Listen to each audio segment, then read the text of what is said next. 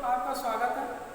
तो बच्चों, इस YouTube के जरिए हम कक्षा 10 के बच्चों को जीव विज्ञान के बारे में कुछ वीडियो लेकर आया हूँ, जो आपके सामने यहाँ पर मैं बताने जा रहा हूँ। तो बच्चों, यहाँ पे हम पहला चैप्टर पढ़ रहे थे, जो हमारे पहला चैप्टर का नाम था जैव पराक्रम। जो आप जानते हैं कि जीवों के बारे में हमें यहाँ पर विस्तृत वर्णन करना था। तो बच्चों, यहाँ पे खासकर हमें गौर करना है कि इसके अंतर्गत क्या क्या चीज़ आना है, क्या क्या हमें पढ़ना है। ये चीज़ तो हमने आपको बता ही दिया था। तो इसमें बच्चों ये देखना है, हमने आपको जल में घुलनशील विटामिन के बारे में, भाई जल में घुलनशील विटामिन में आपको बताई दिया कौन कौन होती है। BC होती है। कौन होती है? B और C। यही दो विटामिन ऐसे हैं जो जल में क्या होते हैं, घुलनशील विटामिन है। तो हमने यहाँ पर आपको इसको अच्छे से बता ही दिया था। तो अब हमें पढ़ना है यहाँ पर क्या चीज़, जल में घुलनशील विटामिन तो पढ़ना है, पढ़कर हमने खत्म ही कर दिया था। दूसरा हमारा क्या चीज़ है, वसा में घुलनशील विटामिन। वसा में घुलनशील विटामिन,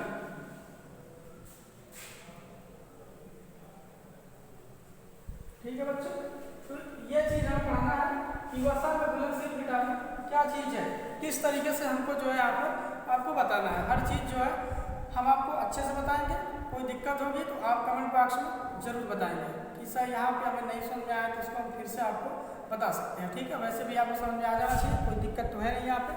तो चलिए बच्चों, देखिए इसमें ये कहा गया है, पहला कहा गया है कि विटामिन नाम लिख लेते हैं कि हमारा कौन कौन विटामिन है। तो पहला नाम, दूसरा चीज हम लिख लेते हैं यहाँ पे, नाम हो गया वसा में घुलनशील विटामिन। तो आप जानते ही हैं कौन कौन है। तो उसके जो है वसा में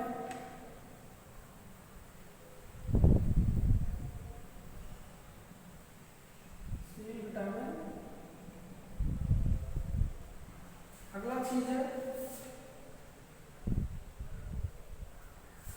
अब इसके अंतर्गत हमारा कौन आएगा, स्रोत आएगा, और इसके बाद जो है कार्य,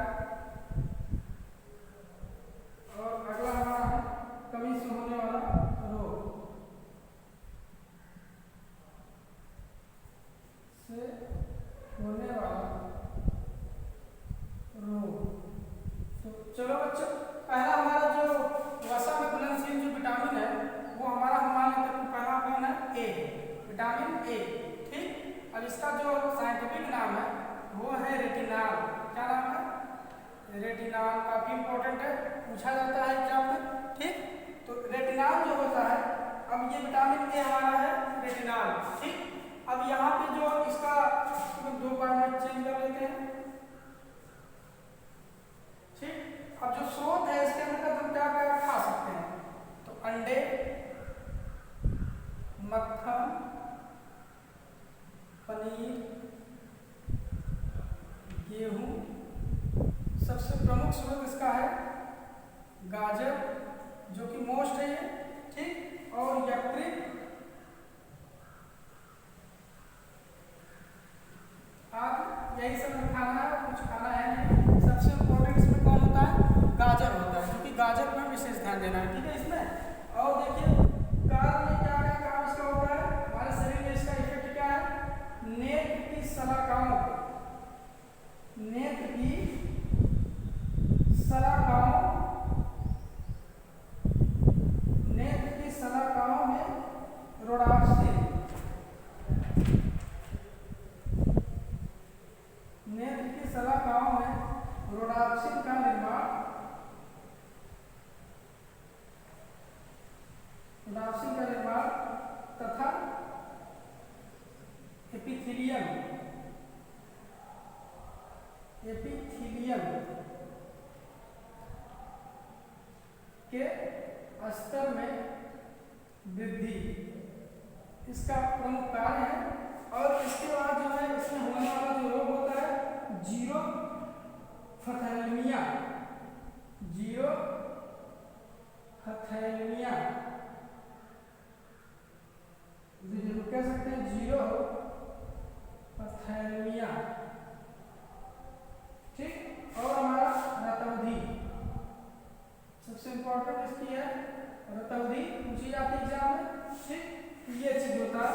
तो और हमारा इसके अंतर्गत आ सकता है विकास में बाधा। ठीक है बच्चों, तो ये चीज है, और करिएगा और ध्यान दीजिएगा, काफी इंपॉर्टेंट है जो आपके एग्जाम में पूछा जाता है। ओके बच्चों, देखिए हमें अंडे, मक्खन, पनीर, गेहूं, यकृत, गाजर यही सब खाना, सबसे इंपॉर्टेंट इसमें कौन होगा, गाजर होता है। ठीक है, और हमारा कार्य इसकी नेत्र, मतलब जितनी बीमारी हमारे आंखों से संबंधित है वो विटामिन ए से संबंधित है। ठीक, हमारा इसका जो कार्य, हमें अगर इसको पूरा आहार मिल रहा है तो इससे हमारा क्या कौन सा काम हो सकता है, हमें ये देखना है। ठीक है ना, तो कौन कौन कार्य होगा, नेत्र की शलाकाओं में रोडाक्सिन का निर्माण होगा तथा एपिथेलियम के स्तर में वृद्धि होगी। ये सब चीज हमारे आंखों में उपस्थित है, और अगर हमारे आंखों में अगर ये चीज नहीं मिल पा रहा संपूर्ण भोजन, तो हमारे आंखों में जीरो पैथेल्मिया, ठीक, पैथेल्मिया नहीं है, पैथेल्मिया है, पैथेल्मिया ये हो जाएगा, या फिर रतौंधी, और फिर विकास में वृद्धि, मतलब हमारे ग्रोथ बॉडी में भी क्या हो जाएगी, बाधा उत्पन्न होने लगेगी। ठीक है ना, इसके बाद फिर देखिए अगला है विटामिन, कौन सा, विटामिन डी, जिसका रासायनिक नाम है कैल्सीफेरॉल, साइंटिफिक नेम कैल्सीफेरॉल, जो कि यही सब एग्जाम में जगह पूछा जाता है कि विटामिन ए का साइंटिफिक नेम बताओ, विटामिन डी का साइंटिफिक नेम बताओ, विटामिन सी का साइंटिफिक नेम बताओ, यही सब चीज ज़्यादा पूछा जाता है। अब देखो बच्चों, इसके अंदर एकदम स्रोत में हमारे पास सबसे पहला स्रोत और इम्पोर्टेंट जो स्रोत होता है वो होता है सूर्य का प्रकाश। कौन होता है, सूर्य का प्रकाश होता है। और क्या हो सकता है बच्चों, सूर्य का प्रकाश हो गया, मक्खन, दूध, ठीक है, मक्खन, दूध, मछली का तेल, मछली का तेल, यकृत, या फिर आप वृक्क ले लीजिए, आदि आदि सब इस विटामिन डी के स्रोत हैं, जो मतलब हमें खाना चाहिए। खाने से हमारे शरीर में किस अंग को हमारा फायदा है, तो हमारे शरीर में ये हड्डियों को ज़्यादा इफेक्ट पहुंचाता है, हड्डियां मजबूत होती हैं, स्ट्रॉन्ग होती हैं। ध्यान देख लीजिए, हड्डियों और दांतों को स्वस्थ बनाता है, हड्डियों व दांतों को स्वास्थ्य, लिख सकते हैं, स्वस्थ बनाता है। ठीक है, ठीक, तो यही चीज है, मतलब हमारे शरीर में कैल्शियम और फास्फोरस की मात्रा को बरकरार रखता है। ठीक है, यही चीज है जो ध्यान देना था हमें। और इसके बाद जो है कार्य तो हो ही हमारा रोग क्या होगा, रिकेट्स, कौन सा रोग है, रिकेट्स रोग, ठीक है, जिसको हम कह सकते हैं सूखा, ये चीज है इसके लिए। और हम ऑस्टियोमैलेशिया कह सकते हैं, ऑस्टियोमैलेशिया,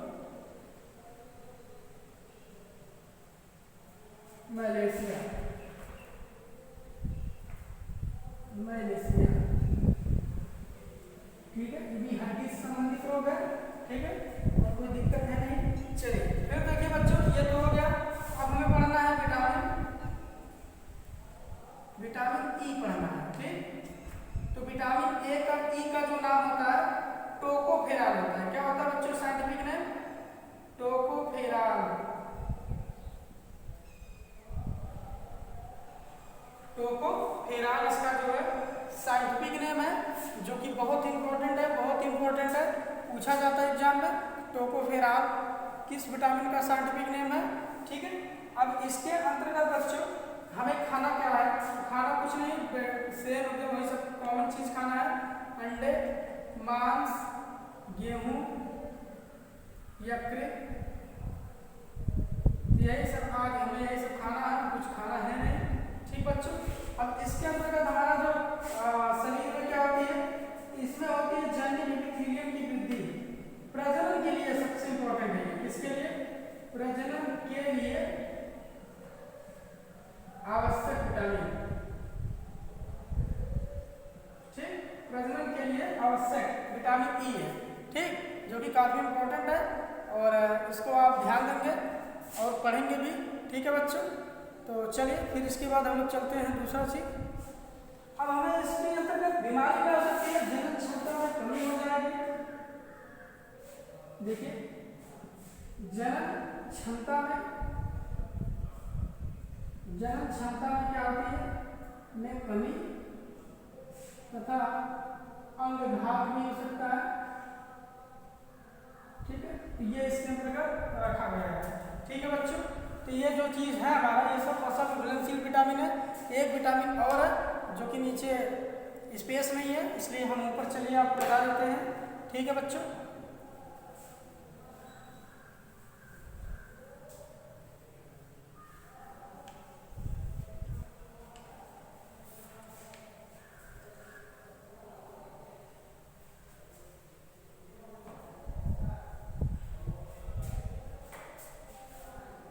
देखिए बच्चों साइंटिफिक नेम हमारा क्या है, विटामिन का नाम लिख लीजिए पहले, विटामिन के साइंटिफिक नेम नैप्थोक्विनान। क्या नाम है इसका, नैप्थोक्विनान, क्विनान कह सकते हैं, साइंटिफिक नेम नैप्थोक्विनान। ठीक, ये इसका साइंटिफिक नेम है। और हमें खाना क्या है, सोयाबीन, इसका स्रोत आप ध्यान रख लेंगे, सोयाबीन। ठीक, और यकृत, टमाटर,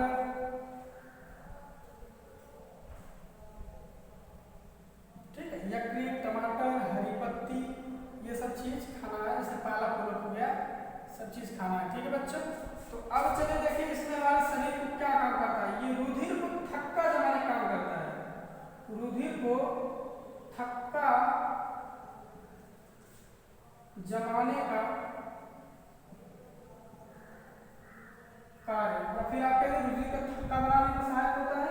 और क्या, और ये यकृत में प्रोथ्रम्बिन का निर्माण करता है, यकृत में प्रोथ्रम्बिन का निर्माण करता है।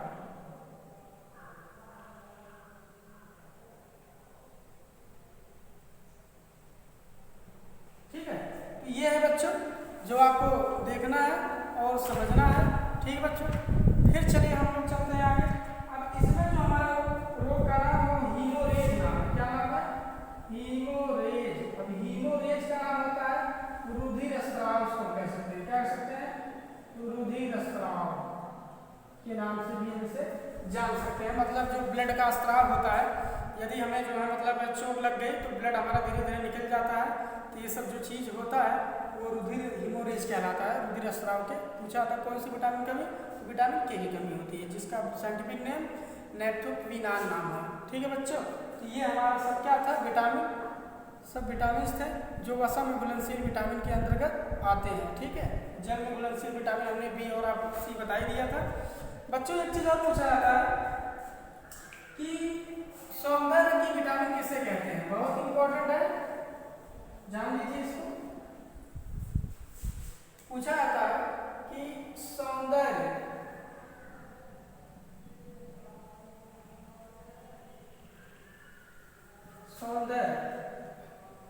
या सुंदरता या ब्यूटी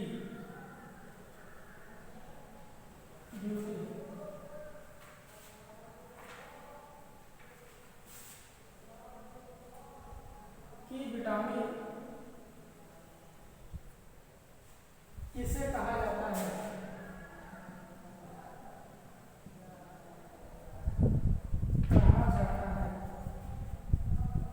किसे कहा जाता है, याद रखिएगा। विटामिन कौन है, तो विटामिन ई ही है, विटामिन ई। ठीक, जिसका नाम है टोकोफेरान।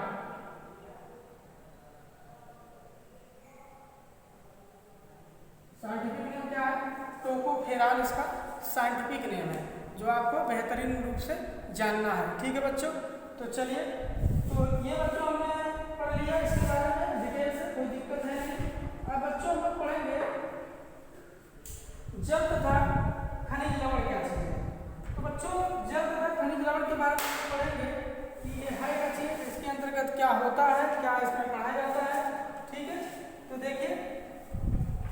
तो हमने आपको बता ही दिया इस चीज़ को, आप गौर करिएगा और अच्छे से पढ़िएगा। कोई दिक्कत होगा तो कमेंट बॉक्स में आप जरूर कहिएगा हमें, ठीक है।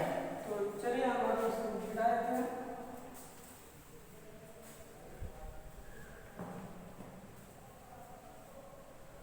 चलो बच्चों, देखना हमें है अगला जल तथा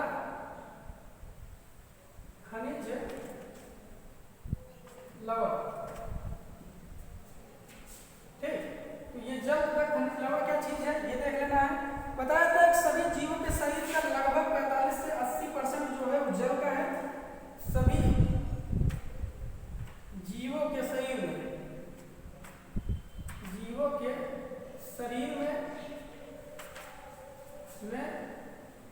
जल की मात्रा लगभग कितना परसेंट मानी जाती है? 80 से 85% मानी जाती है। ठीक है, मानी जाती है। कहा जाता है कि जल जीव द्रव्य का सबसे मुख्य भाग है। जल जो होता है वो जीव द्रव्य का सबसे प्रमुख भाग है। ठीक है बच्चों, सबसे प्रमुख भाग किसे माना जाता है? तो इसी चीज को माना जाता है। ठीक है, तो आप गौर करिएगा, कोई दिक्कत है नहीं इसमें। ठीक है, तो चलिए देखिए, फिर हम आपको बताते हैं इसमें बच्चों एक चीज और इसमें बताया गया है कि जल सर्वाधिक विलायक के रूप में शरीर में होने लगती है, मतलब शरीर में होने वाली सभी जैविक क्रियाओं में भाग लेता है। कहा जाता है कि जल सर्वाधिक विलायक के रूप में जल जो है सर्वाधिक विलायक के रूप में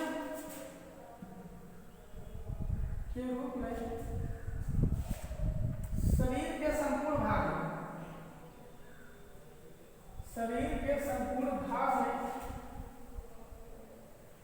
भाग में रहती है।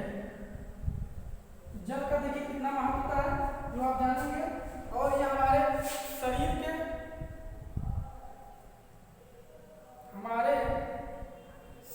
के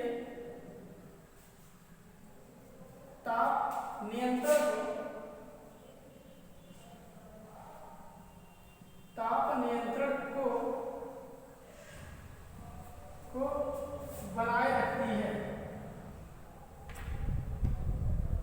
ये तो है जल के बारे में। ठीक, ज्यादा कुछ हम नहीं कहेंगे, इतने में आप समझ सकते हैं, कोई दिक्कत है नहीं। ठीक बच्चों, 4 पॉइंट हमने आपको यहाँ जल के बारे में बताया कि सभी जीवों के शरीर में जल की मात्रा लगभग 80 से 85% मानी जाती है। बिल्कुल है, कोई दिक्कत है नहीं। ठीक है बच्चों, फिर इसके बाद आगे देखिए बताइए क्या है कि जल जीव द्रव्य को सबसे प्रमुख भाग है। जल जो है वो जीव द्रव्य का सबसे प्रमुख भाग माना जाता है। ठीक है, क्योंकि जल ना हो तो जीव द्रव्य का रूप बन ही नहीं पाएगा। हमारा शरीर ये जो है एक तरीके से जीव द्रव्य ही है। तो जीव द्रव्य में जल की मात्रा बिल्कुल कितना परसेंट है? 80 से 90, लगभग 85-90 सब एक ही परसेंट, इतना ही है। और देख लीजिए, जल सर्वाधिक विलायक के रूप में शरीर के संपूर्ण भाग में रहता है। जल जो है हमारे शरीर के संपूर्ण भाग में ही रहता है। और कहा गया है कि हमारे शरीर के ताप नियंत्रण को क्या करता है? बनाए रखता है। ये जल कितना भी ताप पड़े, कितना भी जाड़ा पड़े, तो हमारे शरीर के तापमान को नियंत्रित कंट्रोल में रखता है ये जल। ठीक है, तो जल की ये महत्वता थी। चलिए अब इसके बाद हम देख लेते हैं खनिज।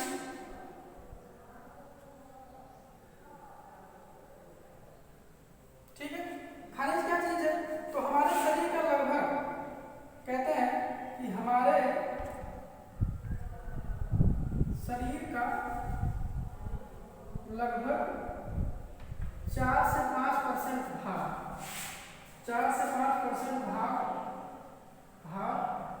खनिज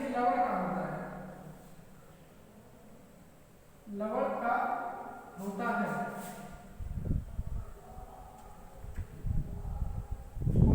ठीक बच्चों, कहा जाएगा इसमें अकार्बनिक पदार्थों के स्थानांतरण उपपचयी क्रियाओं के करने के लिए आवश्यक होते हैं।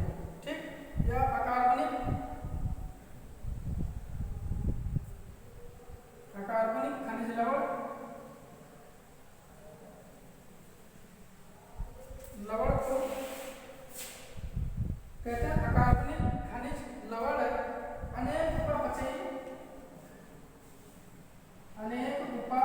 का मतलब होता है बच्चों जो भोजन का पाचन होता है, उपापचयी क्रियाओं को करने के लिए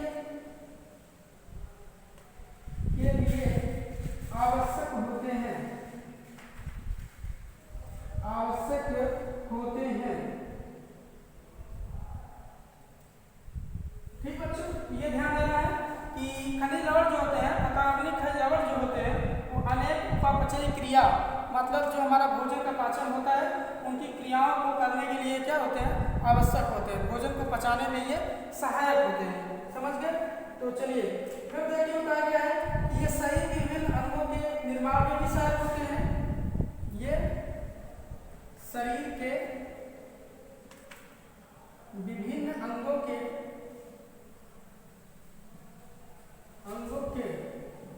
निर्माण में भी सहायक होते हैं।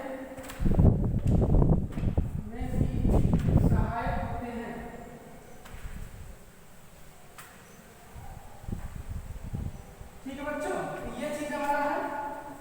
अब जैसे कि एग्जाम्पल में हम आपको बता देते हैं कि इसके अंतर्गत क्या क्या पार्ट आते हैं। एग्जाम्पल में आप देख लीजिए, जैसे कि हमारा होगा कैल्शियम तथा फास्फोरस। कैल्शियम तथा फास्फोरस, आप जानते हैं कैल्शियम है और ये फास्फोरस है, दोनों हड्डी या फिर आप लिख सकते हैं अस्थि तथा दांत को मजबूत बनाते हैं। दांत के निर्माण के लिए ठीक है, ये दोनों खनिज पदार्थ हैं। और दूसरी चीज हमारी है कि लोहा जो होती है वो किसके लिए होती है, लोहा हीमोग्लोबिन के लिए।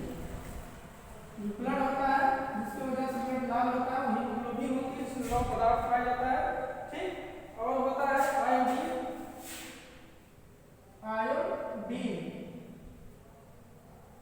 आयोडीन जो होती है ये होती है थायरॉक्सिन के लिए। थायरॉक्सिन याद रखिएगा, थायरॉक्सिन काफी इंपॉर्टेंट चीज है जो गले के लिए है, घेघा रोग उत्पन्न हो जाता है उसके लिए जो है ये उत्तरदायी होती है। समझ गए? तो ये चीज होता है कि निर्माण में आवश्यक होते हैं,